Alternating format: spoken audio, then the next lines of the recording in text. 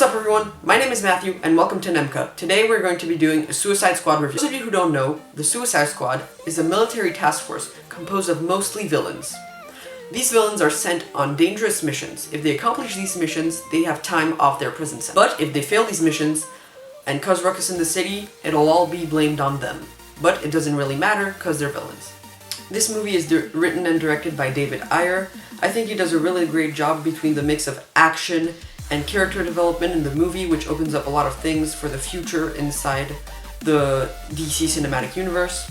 You get to see a lot of backstories from characters we don't really know and have never seen on the big screen, like Harley Quinn or Deadshot. And you also get to see these characters forming a bond through the movie. And there's a lot of character development, which I find really interesting. The way these characters are introduced in the beginning of the movie is really well done.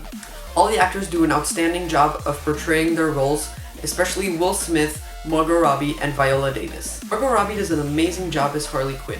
We can really see the crazy inside her, and we also see the relationship she builds with Joker, and how she became crazy. Will Smith also does an amazing job in the movie. We get a lot of insight in his backstory, and he always knows when to crack a joke.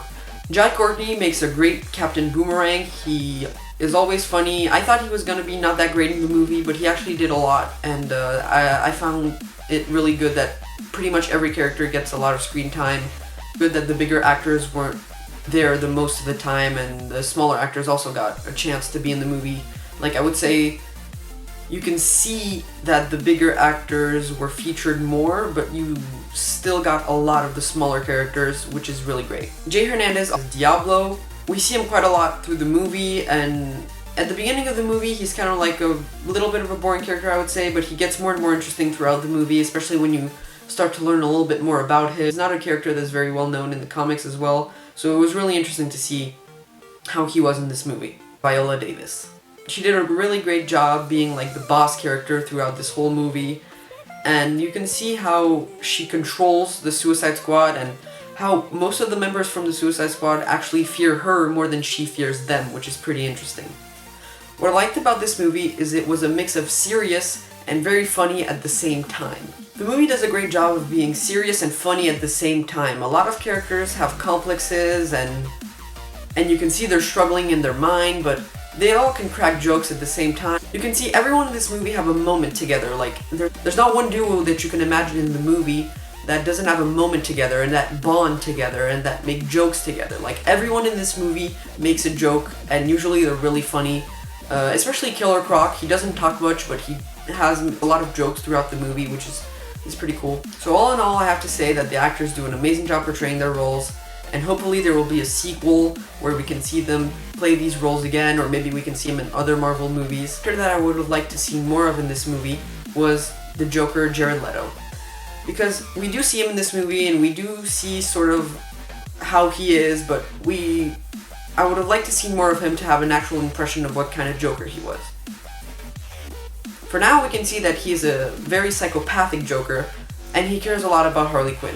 I think Suicide Squad did a great job of hiding the villain, because when you see the trailers, you almost never see the villain of this movie, and when you do, it's for a split second, so you don't really know who the villain is in this movie. So I was genuinely surprised to see what villain chose for this movie.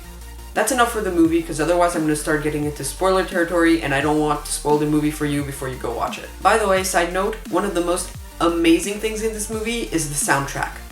Like, the original songs they made for this movie, as well as the older songs that they used for this movie, were just outstanding. You have everything from Bohemian Rhapsody, to Eminem, to 21 Pilots, to Imagine Dragons. Like, you have a lot of outstanding artists and songs in this movie. All in all, I don't understand why the reviewers are giving this movie such a hard time. It's a really outstanding movie, and the reviewers should give it maybe a second chance or something, because I don't think it deserves the 39% it has on Rotten Tomatoes, and it deserves the 8.5 it has on IMDb a lot more.